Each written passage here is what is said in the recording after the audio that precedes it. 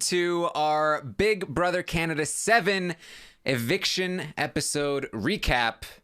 I'm your host, Aaron Armstrong, and joining me today is Rob Sesternino. How you doing, Rob? I'm so excited that Alpha, she did it. She did it. Yeet. Yay.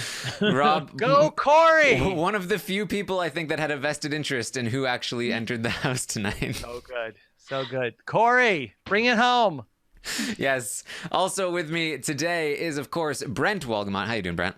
For those of you who don't know what he's talking about, remember Rob had Mystery Box A, which was the first alphabetical house guest going into the house, and I had the second one, and obviously that was Holly, and she didn't make it in, so I'm already down to 3 draft picks, but I don't care, honestly, because I like my team.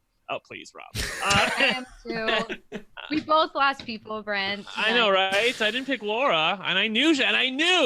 Last night I tweeted. I said, we're seeing a lot of Laura. I feel like she could end up as a nominee. And look what happened. Come on. There you go. Finally, we have Melissa Denny with us. How you doing, Melissa?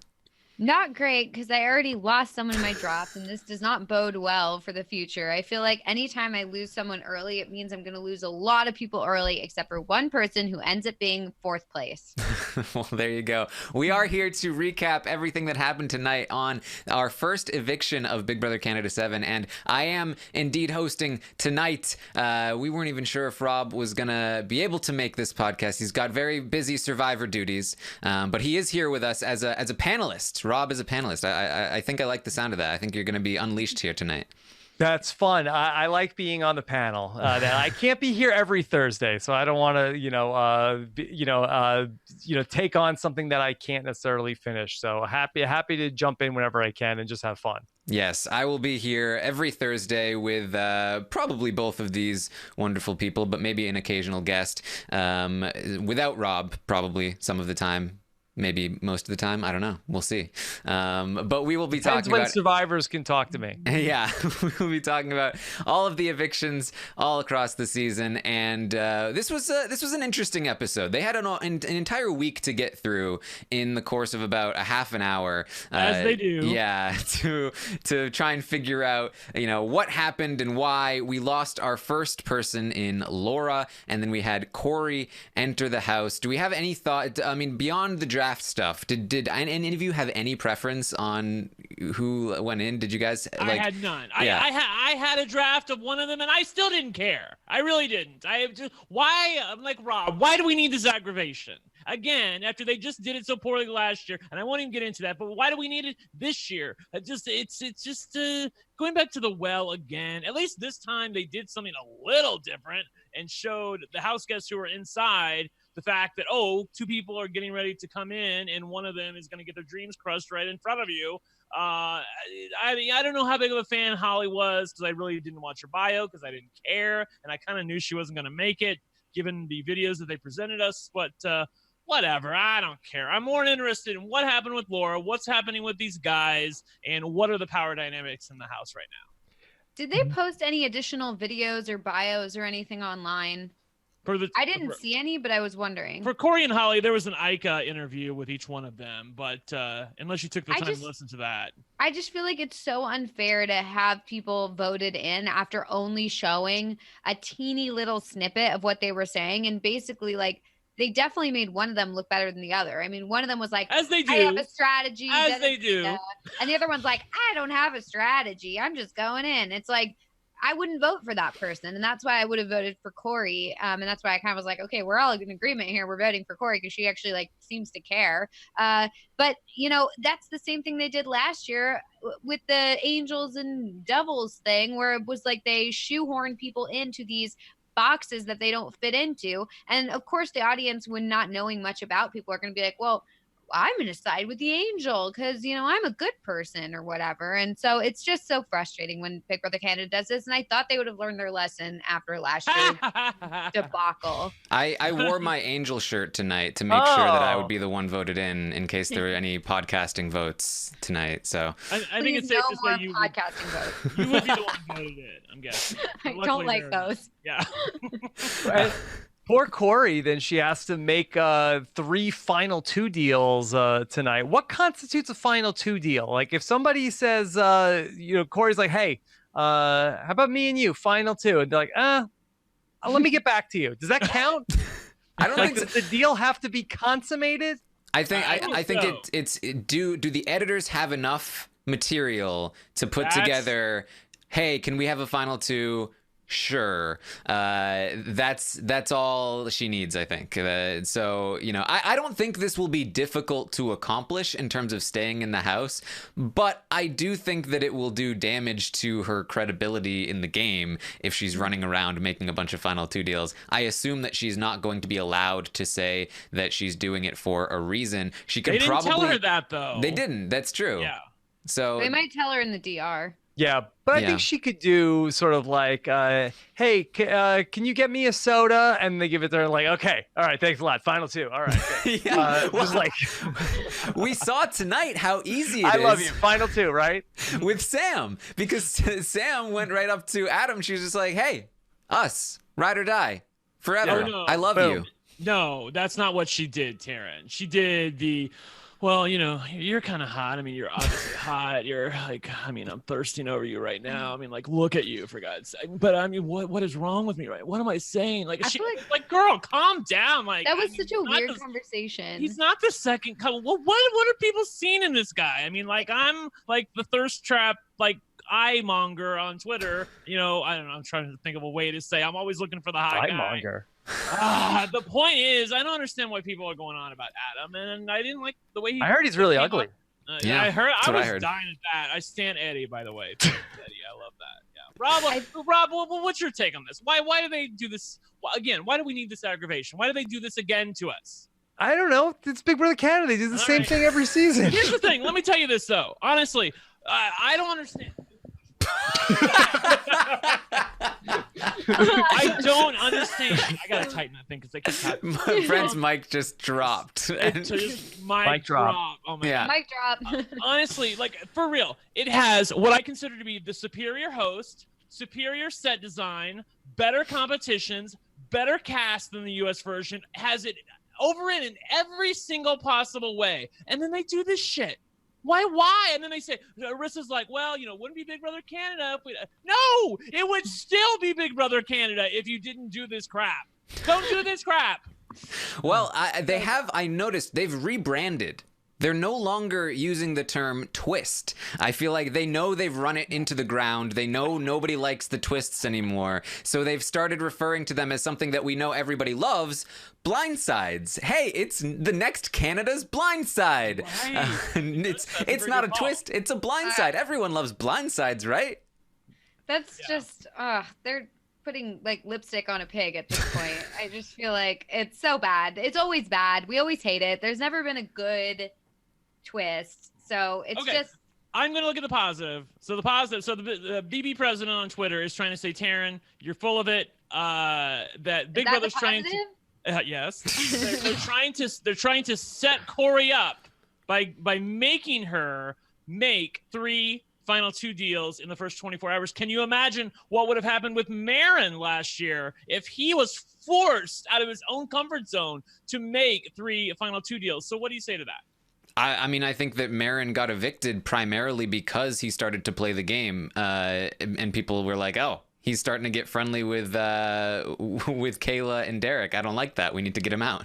Well, I know the specifics of that situation notwithstanding, I think there is a little bit of merit, not a lot, to that argument that maybe if you're forced to play the game a little bit harder, that it might actually help you in the long run. But I'm kind of withholding judgment on that, Rob. I think she'll be okay here. I think she's gonna make these 3 final 2 deals. I think that people will probably forget about them. How much stock you're gonna put in a night 1 deal for her? It's her first night, and then she's gonna be safe for a week. So I don't think it's gonna come back to bite her. Taryn, Plus, I think, apparently, go ahead, Melissa. Well, they didn't specify exactly what that needs to consist of. So it could just be like her talking with someone for like an hour and being like, "Man, I feel weird being the first or the last person in here. I came in all by myself. I don't know anyone. I feel really comfortable with you. I feel like you and me to the end, right? That sort of Yeah, thing." I think that And then counts. they could just Yeah. be like, yeah, sure, cool, but like Yeah. not with let's shake on it, we're official final two, but more just like a, I want to stick with you, we should do this together. Like, and then they're not going to be like, no, they're going to say yes and maybe not stick with it, but I feel like it's not going to be too complicated. Yeah, like Taryn said, do the editors have enough to work with so they don't have to evict this girl? That's basically where we're coming from. I would totally stand her if she said, screw it, I'm not doing anything. She said, I want to play the game, and if you want to evict me 24 hours, no, I wouldn't really do that. But I mean, me personally, I wouldn't do that, but I would love it if somebody did that, and then we got to watch, the ramifications of it. That would be fun. Yeah, I mean, is there a chance, do you think, that she could actually fail? Like, they were clearly unhappy to see her walk in. They could have easily, in the time before she even came in, or after she comes in, they might talk and be like, hey, we're all making a pact, right? She's the next person gone. Don't make any deals with her. And then if she's not super great at being tactful and approaching it in the right way, she could get turned down, theoretically. It is possible that we could see another Caitlyn situation here, where this is supposed to be just something to spice things up, and then all of a sudden, sorry, you actually do have to leave 24 hours later, Rob. I think she came in with the right attitude, that she's like, I know you guys are not thrilled to see me. Like, I think that she's going to be very approachable. And then she's like, I went through the same process that you guys did, and they stuck me in a room, and I was by myself, and I had to wait to get through this vote. I think that she's going to be a sympathetic figure, even if there's some people that might not love her. She's there. I think she'll be okay. Yes, I agree. And I think that the House is probably not as united as we might think. We saw this exit interview. So Laura is the first person to be evicted from the Big Brother Canada 7 house. And the storyline we got in the episode was basically she goes up to Adam. She says, hey, you should target Sam, the person that's obsessed with you. And clearly you're like with, and you should not target me. She ends up getting targeted. Then she doesn't rap, which is really the biggest flaw in her game, in my opinion. She didn't rap, guys. The way they edited that was like, so Damien does a little rap. It's not very good, but everyone freaks out about it. Then it's like, oh, hey, Laura, now it's your turn. She's like, nah. And there's like dramatic music. Yeah, the music. Everyone turns, everyone gasps like, you're not gonna do it?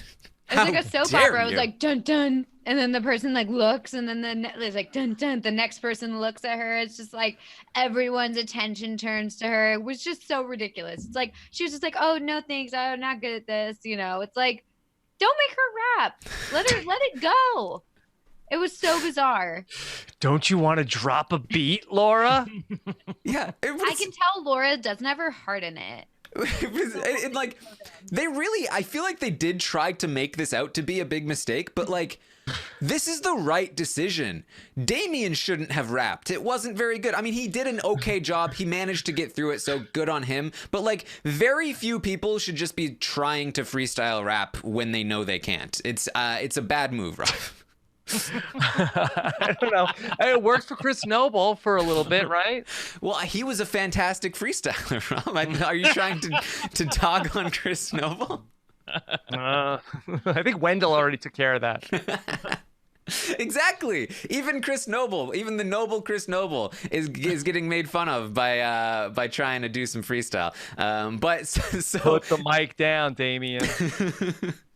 So Laura is evicted, and in her interview with Arissa, or not only in her interview with Arissa, but in her nomination speech, her final plea, she's like, hey, the alliance we made, make sure you stay loyal to it. If we don't, that means that you can't trust those people. Those two are going to the final two together. Like all of this stuff that we have no idea what she's talking about. Yeah, it's always good to browbeat your house guests into a vote right before your life is in danger. I mean, I could tell instantly from the speeches that she was going home. Obviously, we've missed something. There's some alliance that sort of formed on day one or day two. She must have been a part of that. Then somehow she ended up on the wrong end of the stick. And she, for some reason, and she still contends that it was a good idea, or at least true to herself, going after like what has to be either the number one or side piece of the current head of household. I don't know in what universe that you think that that's a good move to do. And she didn't talk to the HOH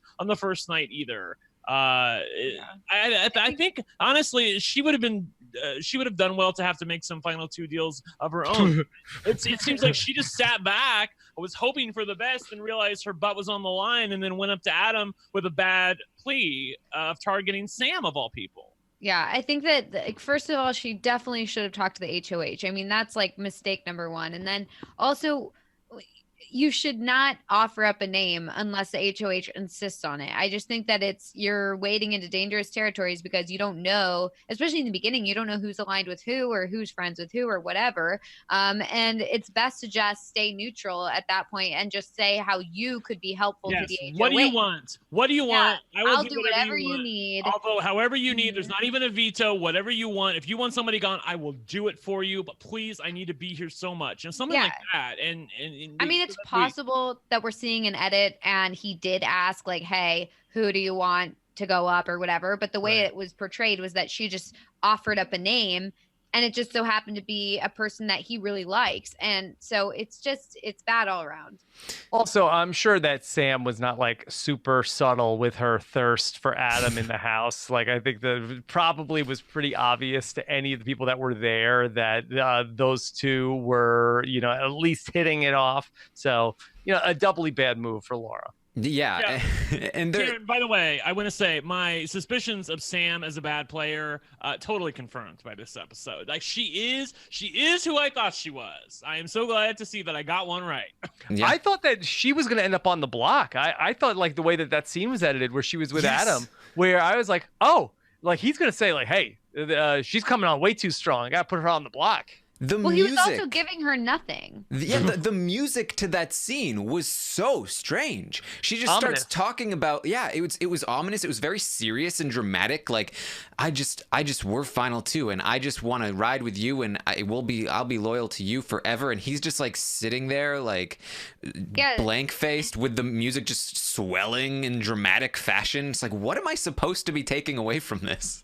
It cuts to him and he's like saying nothing. He's just sitting there silent. And then it cuts back to her and she's like, I mean, you're really attractive, right? I mean, and then it cuts back to him and he's just sitting there silent. And then it cuts back to her and she's like, let's pinky promise. It's like this weird, I mean, he was giving her literally nothing. I was kind of surprised and a little disappointed that they didn't have a DR afterwards of him like telling us like, is he actually into this or is he like, get this girl away from me? I mean, I really couldn't read him at all, so I have no idea what I think he's probably into it. I mean, that certainly wasn't his plan coming in. For those of you who don't remember, this is the guy who wanted to have the 4-person guy alliance and frankly was offended at the idea of any woman being a part of his final plan. Yeah, but every guy was supposed to have a side piece. Yes. Plan. Yes, but I thought it was supposed to be a secret side piece, but I don't know, maybe not. To be fair, how the brigade worked is that your side piece was the more visible thing to attract attention away from the core, and then if they were ever put up, they'd be put up next to their side piece. Yeah, I think it's fair. He probably would be put up with her if somebody was coming after either one of them. Yeah. So, I mean, hey, it was a winning strategy. We'll see how it works out for Adam. We'll see. I feel like people would be onto that because I feel like every season in U.S. and Canada, there's always one person who mentions the brigade somehow. So I feel like, and these are savvy house guests or agents. Oh, my God. Enough with the Big Brother HQ also, headquarters. They have the worst couple name ever, the worst alliance name ever, which is Saddam. Doom Tribe pointed it out, but it doesn't have to be. Their 2 names. If you combine their 2 names, it's Saddam, and I don't think that's really great for them. You have plenty of choices always. You don't have to go. You have to go with it. It's the only one that makes sense. Well, unless it's Adam, right? Because wouldn't it just be Adam and Sam together? Couldn't it be Saddam? What about Sam Adams? Sam Adams. There we go. That's why he's the boss. That's it. That's the one. Yes. Go with that instead of Saddam. Yeah. Yeah. So Laura talked about in her exit interview with Arissa, she was talking about like some event that happened. I wouldn't change anything. It was just me being me. And then Arissa was like, but remember when you talked to Adam and you told it like this is what they do to sort of like, well, this is what we showed on the show, so we should talk about that. And Laura was like, well, given what had just happened, I think it makes sense why I did that. It's like, We don't know what happened. I don't know what happened. Fill in the blanks as you do. Try and picture what happened in the house. Taryn, what do you think happened?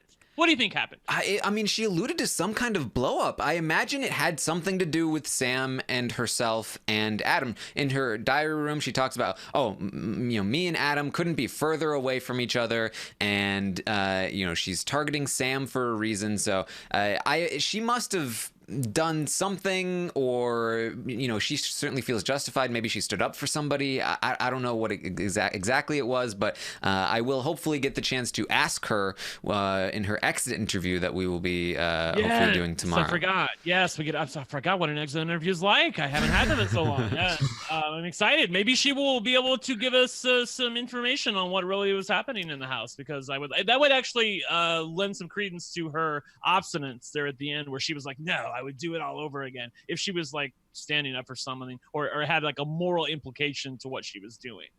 Yeah. I feel like my interview with her is just going to be like, so can you just take me through what happened? What happened? What happened? Yeah, I don't know why they do a night 2 eviction. I mean, I guess we're lucky we didn't get a night 1 eviction, but it's just like the whole thing ends up being, so having to, yada yada. Like, we come into this night, we don't even know who's going to be up on the block. We don't even know who these people are, and then we end up with, saying goodbye to somebody in a way where we don't care. Yeah. I know that it's a Thursday, but we didn't need to vote somebody out tonight. It almost feels like they want us to think that other people care. For example, while they were voting, the live audience was very loudly, no. I've had multiple people tweet at me, hey, I was in the audience, I didn't hear a thing. Wow. Really? Like, we were pretty quiet. Yeah. Yeah, because I was thinking, I was like, man, these guys really are invested in this already. Right? Yeah. It's surprising. I thought they felt bad for her. I was like, I figured people just don't like Damien, so they're like, wanting him out. I don't know. That was what I was thinking from this, because like I don't think anyone could really truly love someone in the house yet. Yeah, maybe they were piping in audio from like the production headquarters. They were really fans of Laura. Damien is not great, right? He is such a bore, Rob. I said this on night 1. Who voted for him? I don't know. What were you thinking, Canada? Yeah, you got the Corey thing right, but why? Who voted for Damien? I mean, I don't get it at all. I really don't. I mean, and he's just like, he's not getting any better. I mean, I know we said that about like Joey Lawrence and like all these things, and then people end up turning it around, but like, he just seems like he doesn't care at all. Like, he'd rather be anywhere else. And even when he's like sitting in a room, he's just like, to be fair, okay, I'm not a fan of rapping. His final two, His final two spiel I thought was well done. I thought, I mean, he already had the votes, so it's easier to speak from a point of power. He knew that he was going to stay, so let's give him that. But I thought what he had to say was good about realizing he made a little bit of a mistake, trying to act like he didn't care. I think he was coming from what I would consider to be a correct point of view and saying, oh, well, my girlfriend, she sent in my tape, I don't basically don't worry about me, I don't want to be here. But in doing so, he really offended somebody who obviously this is his live stream to get on the show in Adam, and it sort of backfired on him. So obviously it backfired with a few people in the house for him to say what he said in his final 2 pleas. So I did appreciate that. Having said that, I don't even know how he got cast. I said this before, this is the miss of the season for me. Him and Maki, but Maki at least was a little funny tonight when he was like late voting. I thought that was funny. I've never seen anybody do that before on a live eviction show. But Damien giving me nothing. And he said he was worried about going home, and he goes to the secret room to try to get the veto that he saw before, and he can't get the door open. And it seemed so fake and so forced, about him. It's like, oh, I really need this veto. Like, I want to be here. I love Big Brother so much. Like, yeah. I don't believe you for a second. I did think it was interesting that in a normal house, in a normal game of Big Brother, he is doing the correct thing, which is playing up like, I don't really know the show. I don't really know what I'm doing. And most people, I think, would take that and be like, oh, great, this is somebody I can, you know, put under my wing and have in my back pocket with all of the different, you know, sayings that you can use. But in this house on Big Brother Canada, when there are so many fans, he's actually the person that doesn't fit in. He's actually the person that they're like, oh, you don't want to be here. The people in the house are having the same reaction as the people watching, which is like, whoa, hey, what are you doing there? Get somebody that cares about this. But I do think that despite the fact that they were offended, it is still a strong position to come from. And it's probably, granted, we know very little about what happened, but it probably was one of the contributing factors toward him staying unanimously, is that he probably doesn't seem like much of a threat beyond how they view him physically. Because even in that speech, when he was up against Laura, he was like, hey, I still don't really understand, but I'm trying to learn, and it makes him look a lot less threatening to be so clueless, even if it does offend some people. And I think that now that he's survived the first vote, it's not really going to offend anyone anymore, and I do think it will be a strength moving forward. So that'll be interesting to track here for Damien. But Go ahead. Sorry, were you going to move to a new topic? I was going to say that my girl Kaylin, I think, is doing okay from what I can discern. We haven't seen her, yeah. Well, that's good. I guess that's a good sign with her Adam too. did. Yeah, that's true. But did he really? Was he upset with Kaylin at one point? Maybe I missed. I don't remember. Oh. I'm sorry. I'm getting my names confused. I think Damien's I think he's talking about Kira in the shower. Oh yeah, no, Kaylin. No, Kaylin's the 44-year-old mom is saying that she's 29. Sorry. Yeah, she's my age. Yeah. Yeah. Like I said, at least we didn't see much of her. Maybe that's a good thing. I'm happy with that. She didn't get evicted first. Matt Lagori. I am still like, every time I see Kaylin, I'm trying to see her as 29, and I feel like I can get close.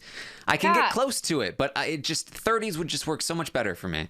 Yeah, even if she said like 31, I'd be like, her skin is not as clear as she thinks it is. It's just not. I'm sorry, it's not. I can see the imperfections. Sorry. Like, I just can't.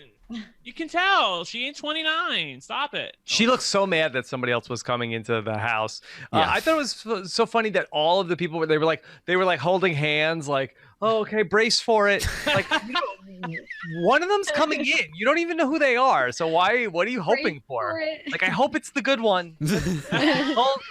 Hold me. I hope they have a task that they need to accomplish. Otherwise, they have to leave right away. Mm-hmm. And that's another thing, though. We talked about, like, can she just explain it, or say, oh, it's just because I need to do a thing. But these people are fans of the show. If they catch on to the fact that she has some kind of task, they may again have some kind of meeting and say, hey, look, whatever she offers you, turn it down. We have to make sure she doesn't complete her task. And then they probably wouldn't expect that she'd leave, but at the very least, they probably think she'll get a power through it. So if she's not careful, they could catch on, especially because, offering up final 2 deals to a group of people that have been with each other for, almost a week now, that could very easily spread very quickly. Like, can you believe what Corey just did? She offered me a final 2, and then she goes and offers that person a final 2, and then all of a sudden it's being spread around. That said, I think that all she needs to do is get 3 people to say yes, even if they immediately tell each other and say, actually, never mind, I think they have the footage and she'll be fine. So, Taryn, can you explain to me what's going on with this supposedly secret room? Like, was it locked before? How did they not know this room was there? Yeah, so the door was locked. That's what they said. They said that it had been locked previously, and that Adam decided to push it, and it opened, and he was like, oh, okay. Mm-hmm. And then they go inside, and there was a note there that I guess was maybe some sort of clue, but Damien had already taken it at that point, and Damien was not able to get back into the blood veto room because the wall is, I guess, machine operated. I don't know. Do we even want to contemplate what this blood veto is? By the way, that's our name, right? That's Twitter's name for it. They said blood veto. I think Marissa said. Okay, so okay, all right. Yeah. Blood veto. I saw some speculation on Reddit that it might be similar to a Big Brother UK concept. I think that was Blood Money. Win Square here on Reddit said Trevor Boris produced last season of Big Brother UK, and the blood veto might have a social aspect to it. In BB UK, they had the Blood Money game, where house guests had to randomly draw a fate and pick the person they wanted to apply it to. So it might have something to do, if you're familiar with the Blood Money thing, that it's maybe a thing that could happen. I still don't really understand how that would work with a veto or what that would do, but it could mean like it gets blood on your hands. Yeah, what about That's what I a thought. veto that you get to replace the nominee? Yeah, like a diamond power veto. You you get, but not both, just one. You get to take somebody off, and then you get the blood on your hands that you put somebody else on the block. That's what I thought. But of course, it's never that straightforward. Have we ever gotten one of these right? I'm just kind of wondering. At least I can't remember ever getting one right. I know that. Well, it's hard because we come up with good ideas and then. That's fair. I'm very taken with your idea, Taryn, that there is somebody who in production who it's their job to come up with bad twists, and that's like their. I'm like, I laughed at it when you first hypothesized it, like 2 months ago, but since then I'm very onto it. I'm thinking that that's like legit, because every time they do something, I'm like, it's that guy again, or girl, or whoever. It's that team. I will say, I think in the U.S. it's one person. I think in Big Brother Canada it's a few different people. They have a team. Okay. Yeah. But we also saw the was it Pretty Boys or Pretty Men? Pretty Boys. Pretty Boys? I think so. The Pretty Boys Alliance form here, which is, I guess, the Brigade 2.0, is they're calling themselves the Pretty Boys. Definitely give the points to the Brigade there for naming conventions, I think. Rob, where does Pretty Boys fall in terms of all-time bad alliance names? All-time bad alliance names, and they're calling them that self-named Pretty Boys. Yeah. It's not great. It's no diaper alliance. Right. Oh it's not God, the diaper alliance. It's not Faute. But There's so many bad names. yeah, Oh my I'll God. say 3 oofs. 3 oofs. All right. So they came together. We didn't really see much from the other 3 guys here, except for maybe a little bit of Dane, who apparently is going to go around toothless throughout the game. Yeah, He was toothless in the diary room. I don't know if he was always toothless in the house, but definitely in the diary room for now. I don't know how you feel about that, Melissa. I feel like that's a bad call. I mean, you saw everybody. You saw the ladies' reactions when he took out his teeth for the first time. It was like, Dane, no. Well, I'm kind of with, I guess, production. I guess production's the one who's making him pick a look, dude. Like, you can't be randomly changing, in the diary room every time you. Yeah. Sometimes you have it in, sometimes you don't. That's how I got to know him, was without the teeth. So I'm totally fine if he just wants to keep him out. It was the whole taking out his partial or whatever in front of everybody that was what I considered to be not a good call. That's throwing you off if he has teeth sometimes and sometimes he doesn't. Like we have people like Tamar Braxton or this Laura. That's what they have a completely different hairstyle. Yes. Well, I mean, it's not think- throwing me off. I'm just saying I figure like production would be like, just pick a look, dude. But No, this is not Tamar Braxton, Rob. Come on. These Not are his trying- lucky teeth. I'm not trying to offend any teethless people out there, but it is it's a little jarring to see someone missing their teeth in the front. And I feel like it's Well, and he knows better- that because he has Yeah, the but, partial. Otherwise, he wouldn't have the partial. Yeah. Yeah, well, yeah. And so you have that. You should maybe put it in, and then that's just my Like an opinion. adult. We don't have a Canadian on this panel. I don't think that we're That's qualified true. to talk about this. That is true. Apparently, that's like a cool thing in Canada. At least that's what people have been tweeting at me. Well, actually, I mentioned that this morning when we did a little update recap of the premiere with Amon. I said that I was being tweeted at that, this is a kind of a normal thing in Canada, and then I got a bunch more tweets that were like, no, it isn't. That's weird. Ask Puya tomorrow.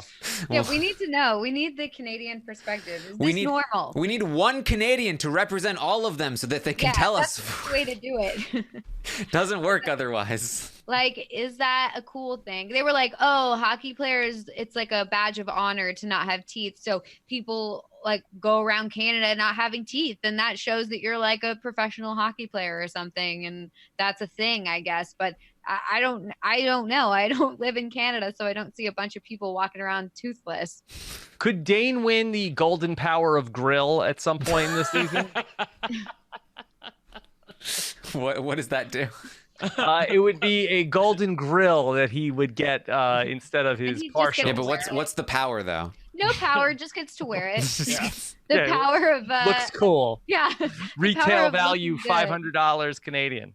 He changes the game forever. After Dane, all of the powers of veto will be grills that you, and then like usually the really full of themselves players are always wearing the veto around for the rest of the week after they win it. They'll be wearing grills on their teeth from that point on. So then we can thank Rob for the wonderful idea. No problem. Add me to the team, BB Can. What do we think though of this alliance? The Pretty Boys alliance. It's made up of Adam, Dane, Anthony, and Mark. I was a little surprised to see Mark in here, and obviously not Damien, who we can talk about Damien as well, not getting an invite to this alliance. But what do we think about this? Do you think that Melissa? Do you think that they have legs here, that they can actually go far as this Brigade 2.0? Are the individual members going to be loyal enough? Is there going to be a McRae involved that kind of spills the beans somehow? What do you think?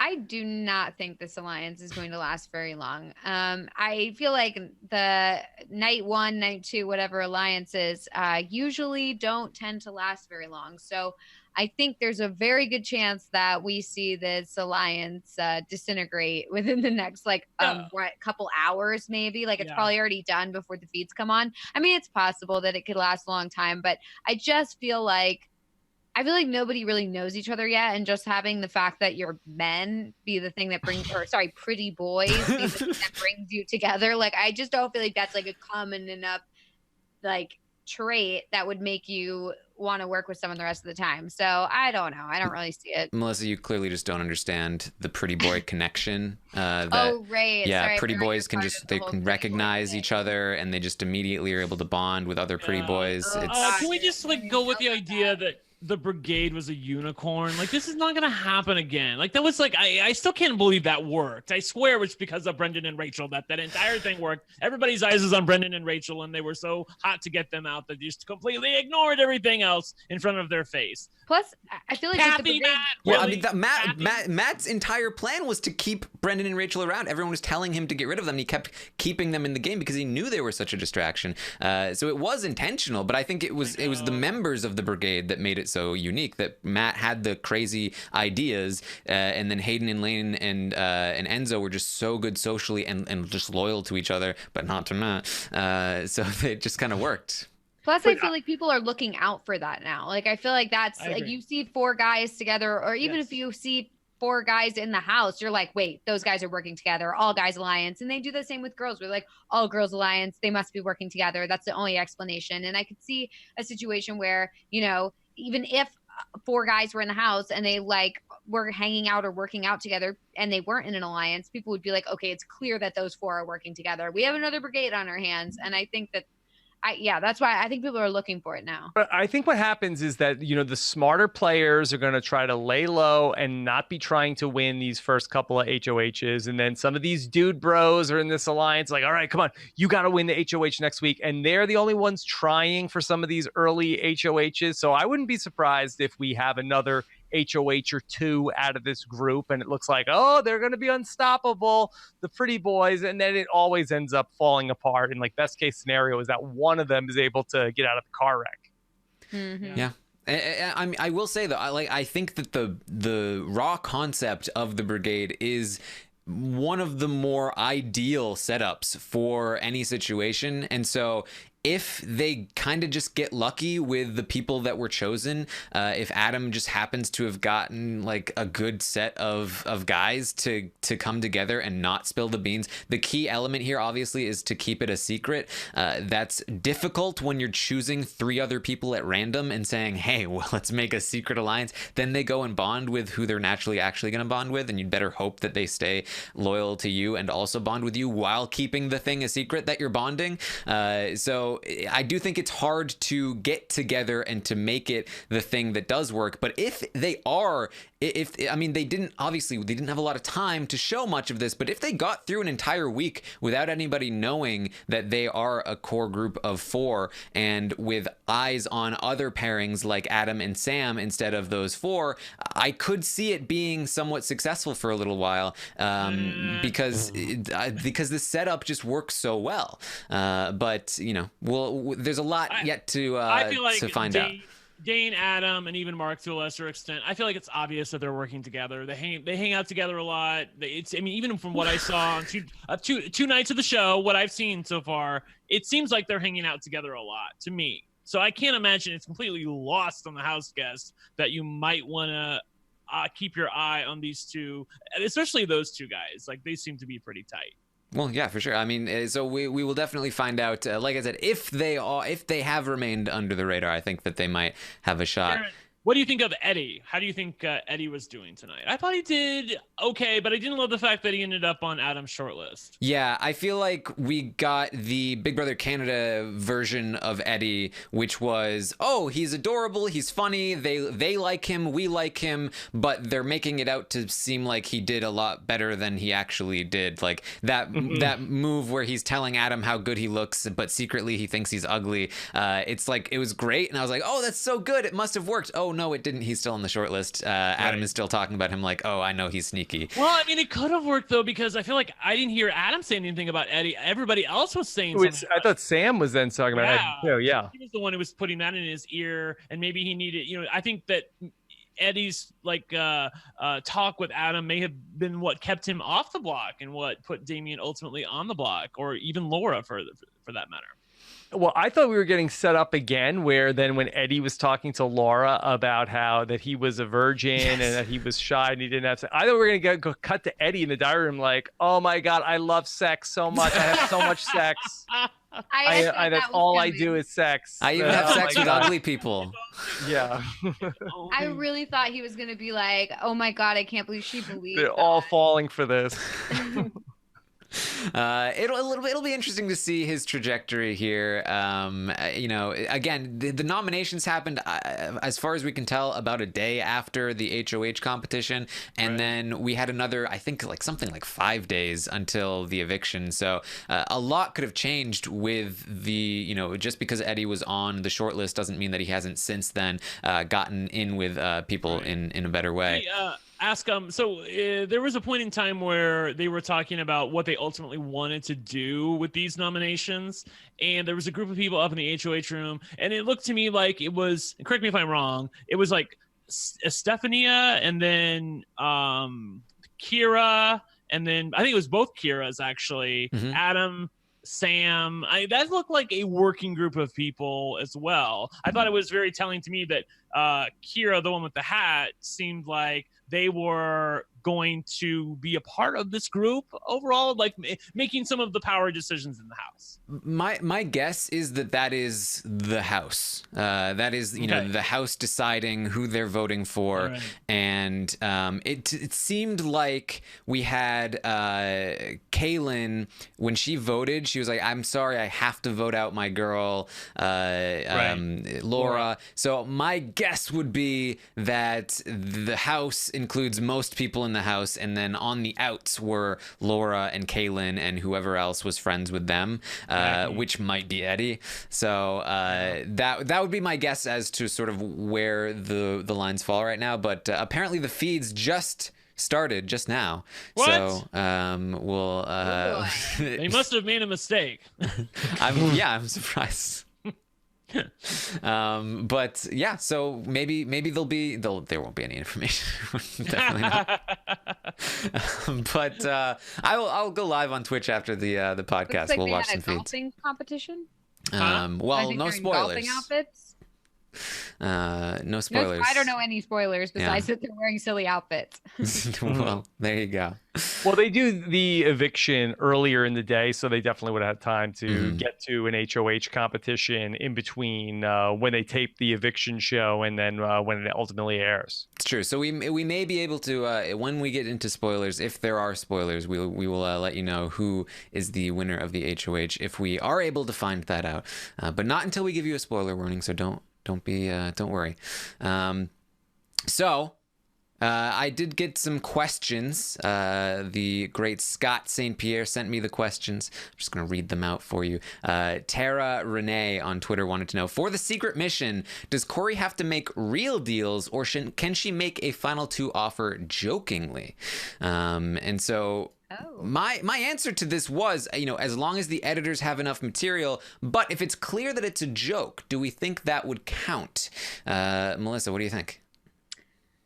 I think if the person accepts it, I think it'd be more likely to count versus a joke where it's like, oh, final 2s all around, guys, that sort of thing. But if you're with one person and you're like, they open up a bag of chips for you and you're like, man, I can't believe you did that for me. Final 2 right here. Final 2. Right. And then they're like, yeah, final 2. I guess that's what this is. Then I feel like I would count that, but I don't think they actually have to be legit final 2 deals because how is she going to make a final 2 with 3 different people? So, I think they're kind of going to let it slide for some of these. Yeah, I want to pull her out of the house. Yeah, that's true. They will stretch it to make it work. Agreed. Come on. Yeah, I think that's probably the ideal strategy here, is to just go in and just kind of start making joke deals with people and then go to the diary and be like, hey, I did it. And, depending on how much leeway they're willing to give you, then you might be done. You might be good. Guess we're final 2 now, right? Yeah, I guess. You'd be like, but I thought that was a joke. No, wait, just watch. And then she'll go back and be like, hey, remember our final 2 deal still on, right? See, they confirmed it. It's definitely real. Yeah. So yeah, my guess would be yes, that they can potentially do the joking stuff. We got another one from TMB wanted to know, is Samantha secretly Plur's twin sister? Is that another Canada's Blind Side they forgot to tell us about? Does Samantha seem a little plurry to you, Brent? Yeah, well, I suppose she's annoying me right now, and she's a very good player. So I thought you loved Plur. I grew to love her, but the first 2 weeks in the house, I did not care for her for obvious reasons. And I don't think she acquitted herself very well the first week and a half either. And then her last week wasn't that good either. So I forget when I liked Plur or Taryn. There was a moment in time. Well, she was also freestyling, and yes, with the vote. She threw in the Hinky vote. Yes, I think you said she rapped. Yes, that's what I was referring to. Yeah. Okay. Yeah. A few similarities to Plur, but I do feel like Sam, for all of her faults, and there are many, and I do not think she's long for this game. I think that she's at least hungry. And she is trying, she's making a concerted effort to be what she considers to be a good player. And I'll take it for right now. Hungry or thirsty? Thirsty. Yeah. We're getting questions about who is Plur. It's Veronica from last season, one of the voted in gate crashers. One of Canada's assets. God. Yes. Ironically enough, Veronica went into the house as somebody that didn't know the show and pretended that she did, avoiding the Damien mistake. Neither of those are really good strategies at this point. I feel like just be like, yeah, I'm familiar with the show. Those were such good times. Yeah. So, I wish I didn't have a personal interest vested in that, because if I did not have a personal interest vested in that, then I would just sat back with popcorn enjoying the big cluster, of her walking in the house saying that she won a super fan contest and was just in the audience, and they pulled her up as they're watching the show and said, guess what, you're going in the house. That was her cover story, ladies. Yeah. So speaking of Damien and his strategy here, I really thought, and I think most people did from the premiere, that Damien, he saw the start of the secret 4-person guy alliance. He is a guy, a bro, a hockey player. He wanted to be included in this. And the person who's starting the alliance, the one that he witnessed start to happen, is the HOH. And somehow Damien still manages to get nominated and is not included in this guy bro alliance. This is like really bad. Like, how does this happen? He talked about like he wanted it to occur like more naturally. This is almost like oh, I don't want to ask the person out. They have to open up to me. It doesn't count if I ask them out. They have to ask me out because that's how it works. I need to know they want me. It's like, no, just go up to Adam and be like, hey, I really want to be in a guy alliance. Yeah, I think but that happens a lot on Survivor too, where people hold back because they don't want to be seen as playing too tough. And before you know it, the train has left the station and you're not even on board. So I know it's bad, but having said that, given that he has information that nobody else has and he can't tell anybody about it, you can say, yeah, that's good, and that is good, and I feel like that those chickens are going to come home to roost eventually. I mean, he does know that this alliance exists, and he has proof of it. So that's good, but on the other hand, I do feel like that, him trying his best to hang back and let it happen naturally, that's not something that's unique to him. Other people have done that before. I will say, again, we don't know much of what happened here, but I guess you could credit Damien potentially here for getting nominated by Adam and not spilling the beans about like, hey, I think Adam might have an alliance. True. Clearly he was kept by the entire house, so he managed to do something right in terms of staying low despite the information that he has. I do think that coming out with this information will not help him. I do think that he should continue to try to get in with these guys as much as possible, especially now that he was nominated by one of them, that like even if they do eventually get found out, even if they do eventually crumble, I think he will be seen as the more workable one because he was not really in with them at the start. He is the one that the kind of the cockroach that can survive. So I feel like that's still the move here, although at some point eventually he has to start telling people, if he's still not included, that hey, I wonder if I wonder if Adam's working with some guys. I wonder. And he must have an eagle eye out for any time that Adam is talking with other guys. So surely he can figure out who the other guys are. This could be, Damien could be the downfall of this this pretty boy alliance, which is funny because I feel like Damien's the prettiest of the boys. That's why they don't like him, Taryn. He's too pretty. Exactly it. I'm trying to figure, Taryn, what did they say on night one? Like when he saw them talking in the storage room together, they said, "Hey, I want to work with you." Did they say, "I'm like, what I want is like a guy alliance"? Did he say that in the room? I mean, granted, this could have been editing. Maybe he didn't actually see. Maybe he didn't hear it. Because I think clearly you don't really remember what you heard or saw. So I'm like that. But it's totally possible that he didn't remember the specifics. But I do believe that Adam said to Dane, "I want to make a secret four guy alliance." Okay. Right. Yeah, it's a 4-guy alliance, not a 5-guy alliance. No 5 guys. 4. Oh my God. Yeah. We don't like Sponsored 5 guys Wendy's, in Canada. not 5 guys. So there you go. Interesting stuff here from Damien. I think there's a lot of stuff that we are looking forward to seeing on the feeds in terms of how accurate this portrayal of the house is to the feeds right now. We even saw as recently on Celebrity Big Brother 2 that the premiere was vastly different than what we saw when the feeds went live. Whole alliances had already crumbled and people were going home with blindsides. So lots of things could be happening here. So we'll make sure to track all of that. Is there anything else from the episode that you guys wanted to bring up, Rob, if you had anything in particular? That Adam and Kira in the shower. I'm really not sure why we saw that in the episode. It was super weird. It really was weird where he's so tall and he's taking a shower at the same time as her, and she seemed like kind of uncomfortable that was happening.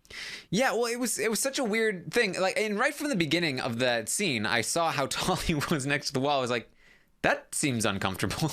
Like, don't worry, I can only see your hair. Don't worry. And then he it's looks fine. Trust me. over, and she's like, "Hey, don't look." And he's like, "Oh, I can't see." And then she's looking at him and flirting with him, like, "Hey, Yeah. oh, man, There's a lot going on with that body. a lot going on there. Are you a Marine?" Yeah. So I guess maybe she. Who knows? Terrible. Who knows? But how so many people. This episode could have been subtitled the one where everyone says how hot Adam is, except for Eddie, who calls him ugly. But even Eddie called him attractive at first. So many people really in love with Adam. Even Damien was just, hey Adam, I want to work with you. I don't get it. I don't get it. He was the what did they call it? What did the lamp? The lamp that the moths flew to? Is that what it was? Like a moth to a flame, you mean? Yeah, but I think they called him a lamp. Oh, they called him a lamp. Okay, well, it must be a Canadian I thing. think it was Kira. I think Kira was like, he's a lamp and we're all moths. I don't get it. I don't see it. And maybe it's something in person. I don't know. He seems fine. I don't know. But people are like fawning all over him. Oh, yeah. Real fine. People are fawning all over him. I don't get it. I don't see it. Taryn, would you twerk for a vote? Would you do that? No. I would do anything. Like I was very taken with Laura saying, like, when the whole rap thing was happening, she was like, and they were like, well, do something else. She's like, no.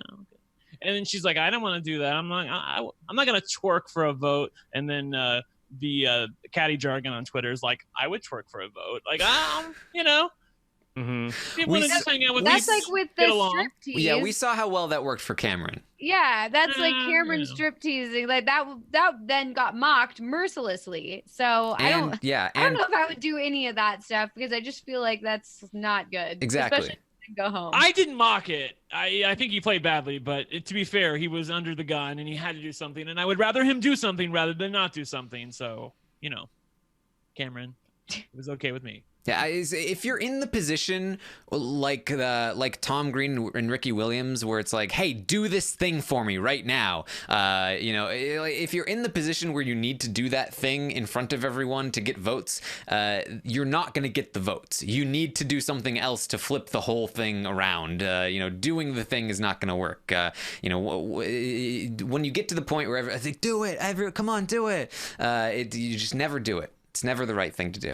I think if it's at the point of either twerk or sit there at like a bump on a log when everybody's, chanting for you to rap, I think twerk in that scenario. Thank you, Rob. Thank you. I think you feel flip like the script. You do something else. Whatever you want to do. Twerk is just the example. Juggle. Do a cartwheel. Just don't sit there and be like, yeah, If she go to somebody else. If Move she on. burst There's out into no song, way. then she would have been there's fine. no way that is the reason behind it. I mean, Yeah, when that's you true. do the exit interview, you need to figure out what Ask was her to going rap. on. And because honestly, like the fact that that's what they chose to show over any of the other various things that definitely happened in the house that we have no idea what happened. I feel like why pick these like small little things to show that aren't even great? Like we could have totally done without that rapping segment unless that was the reason why they voted her out. Like, you know what? She didn't fit in. She wouldn't participate, blah, blah. But I doubt that's what it was. I very much doubt it. I I mean, very much too. All right. I think it was the reason. There you go. I stand alone in thinking it was the reason.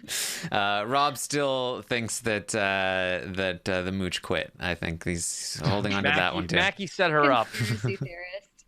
All right, so that's gonna be it for the episode talk. We do have some minor spoilers here to talk about. We know who has the next HOH, and we have a little bit of talk about nominations. Not much, but just a tiny little bit. So if you are going to tune out now, this is your chance. You can follow me on Twitter at Armstrong Taryn. You can find Brent at One Lucky Gay, Rob at Rob Sesternino, and Melissa at It's Melissa with 3 A's.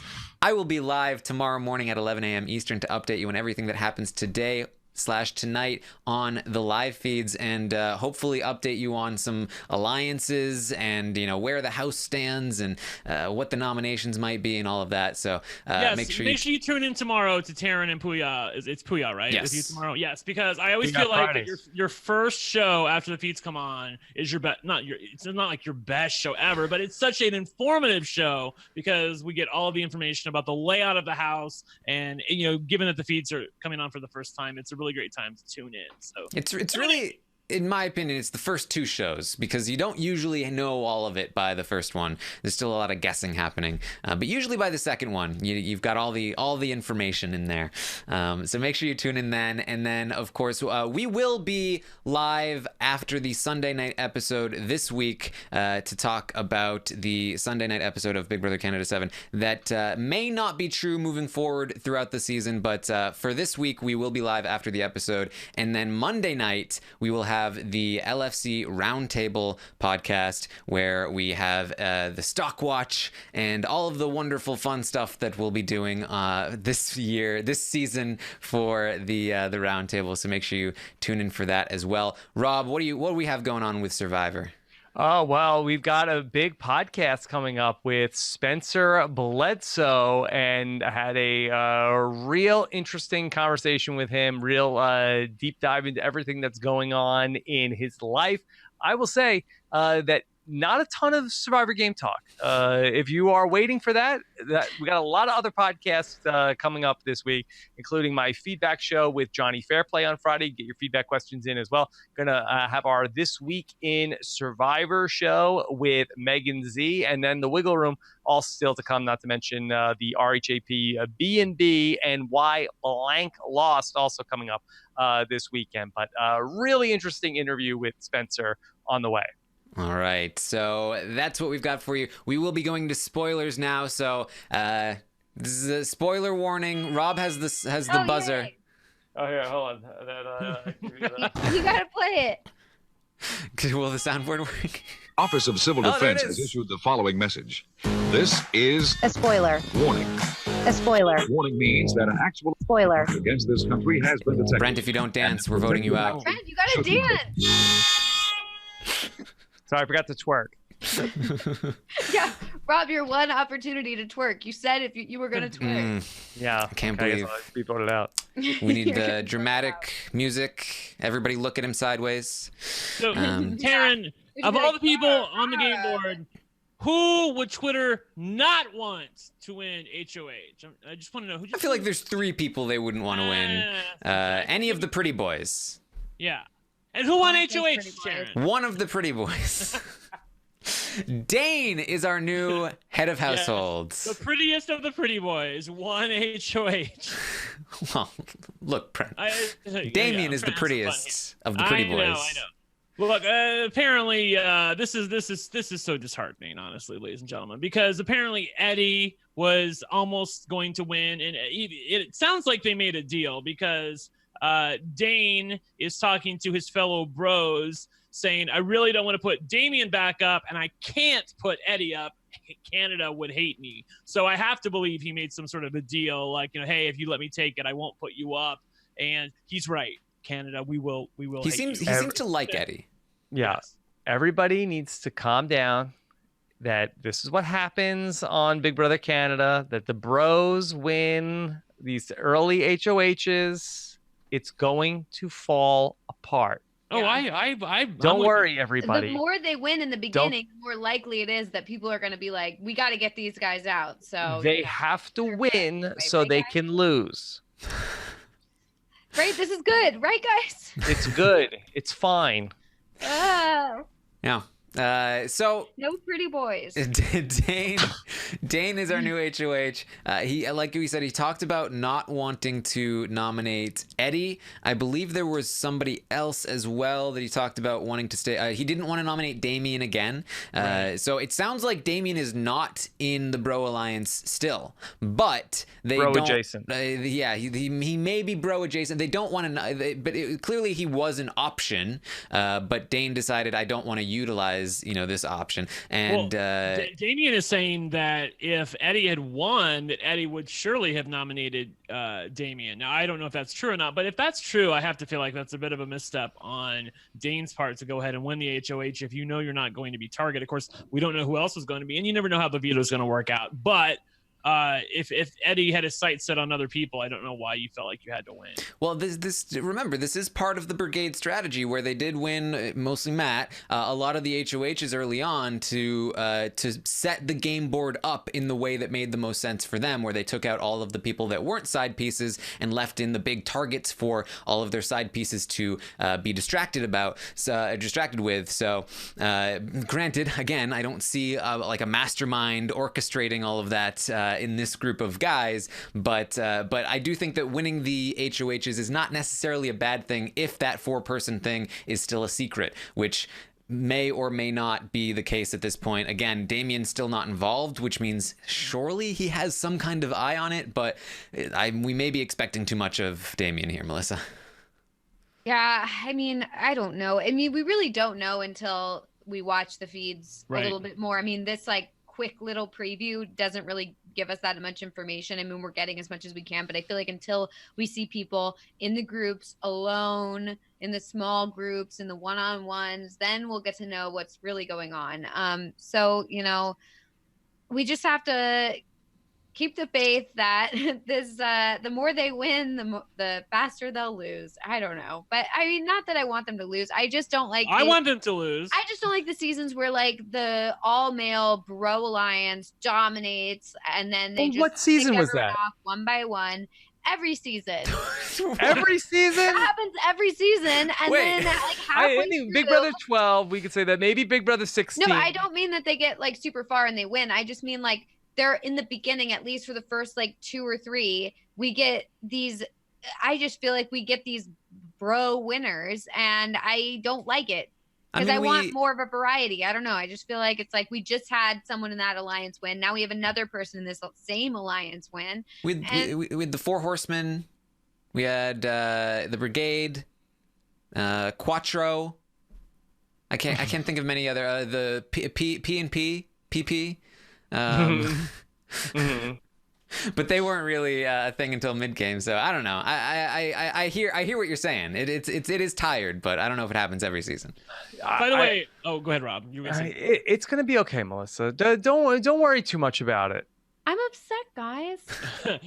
Rob, when they were, or I think it was Melissa, you were both making fun of the fact that they're holding hands and they're. It appears that they did have a vested interest in that. Corey is talking to the people in the house, and she says, I don't know where that other girl, Holly, was from. And Samantha says, St. John's, Newfoundland. I know her. Corey's like, all right, you said that. And Sam says, it's been a really long time since I communicated with her. So if Holly had come into the house, that could have been, I guess, beneficial for Sam. Maybe not, though. I don't know. This is something I queued up this morning, actually, because Paris was on YouTube yesterday during the premiere, and she had hinted that she knew some stuff about Holly, and that if you guys want some drama, then put Holly into the house because there's some things that have been overlooked, and good job, Canada. You saw right through that one. Some serious drama. So clearly the drama was with Samantha, and maybe they had a history. So who knows what would have happened there? What could have been, Taryn? What could have been?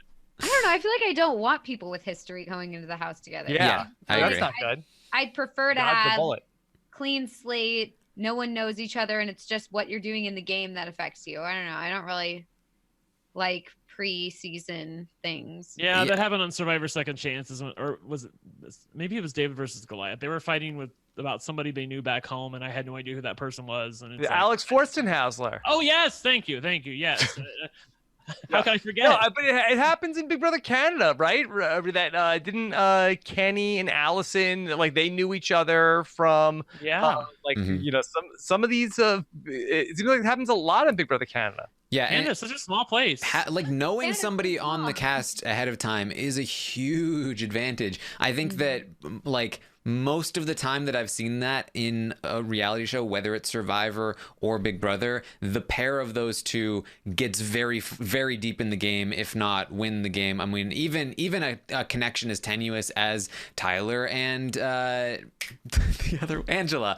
Boy. We saw, that they just kind of hadn't seen each other because they were from the same hometown. That lasted a long time. There have been foreign seasons of Survivor. There have been, times in Big Brother. I think Kenny and Sarah were probably one of the least successful pairings in terms of knowing each other ahead of time. We just saw Tamar Alice. and then Candy, who they were fighting with each other. They had a feud, and they still were able to use that connection to get very far in the game. So you got to watch out for that. Yep. Who would have known? Who knew? Who knows? Who knows Yeah, what would because have I happened? think that even if you have drama with them, it's like I just feel like you feel that connection to them because that you know them from the outside world, and so you feel some sort of loyalty to them, even if you have a problem with them. I mean, like you said with Tamar and Candy, they had drama. They were enemies going into the house, but they still felt like, we run in the same circles, or we have friends of friends or whatever, and so we should try and patch things up. And then they felt this like connection with each other, and I feel like I'm not the hugest fan of having that in the house. So to be honest, I'm glad that we don't have that. I'm glad that Holly didn't get in. Melissa, I have good news for you. If you're tired of the Bro Alliance, it appears my last update for you guys is that Kira, the non-binary house guest, apparently has a ride or die with Chelsea. Which, if that's a real thing, Twitter is just gonna like explode over that one. So, because apparently something happened where Kaylin must have gotten in the middle of something or spread some wrong information, and Kira is talking to Chelsea and says, "I don't want you to fight for me, Chelsea." And Chelsea's like, "Yes, you do. That's what a ride or die does." So I have to think there's something going on there. That would be fun. This is exactly why I'm excited for tomorrow's update, because I want to know what the heck is going on here. All these things that we are about to learn. Yeah. All right. So again, make sure you tune in tomorrow morning at 11 a.m. Eastern. I will be live with Puya. We'll talk about everything that happens tonight, everything that we've learned. We'll do our best to update you and let you know where all of the chips are in the house, where all of the secret blood vetoes are, and all of the things. So check that out. You can, of course, find me on Twitch, Taryn Armstrong on Twitch. I will go live after we end this podcast. We'll watch some feeds. We'll have some fun. So if you want to hang out with me there, be my guest on Twitch. Do it. And anything else, Rob? No. Fun start to the season. Looking forward to it. Checking in at Big Brother HQ. Yeah. Do we really have to call it Big Brother headquarters every time? What happened with that? Did they tear the house down again before this season? I don't know. Did that happen again? It looks amazing. The house is gorgeous. Yes, it's one of the best, I think, looking houses I've ever seen. But you have been evicted from Big Brother headquarters. Like, all right, let's chill. Yeah, I feel like if they're gonna have a theme, that's fine, but like stick with it only like 10% of the time. That's fine. They don't need to like keep it going. Did you like the briefcase that he carried in the when he won briefcase. HOH? I was like, what is he carrying right now? Is he going to work? Like carrying some briefcase down the stairs. The lighting when the eviction vote started happening, I thought was really good. That's just like I said, production design, art direction on the show is just second to none. I stand it. Yeah. All right, so that's what we've got for you. Again, you can follow us on Twitter. I'm at Armstrong Taryn. Brent is at One Lucky Gay. Rob Sesternino is at Rob Sesternino. And you can find Melissa at It's Melissa with 3 A's at the end. And no bot, just Melissa. No, not a bot. That's I'm key. not a bot. There is a bot. It's not me. But yeah. Yes. Bot's cool too. All right. Thank you, everyone, for joining us. And we will see you next time.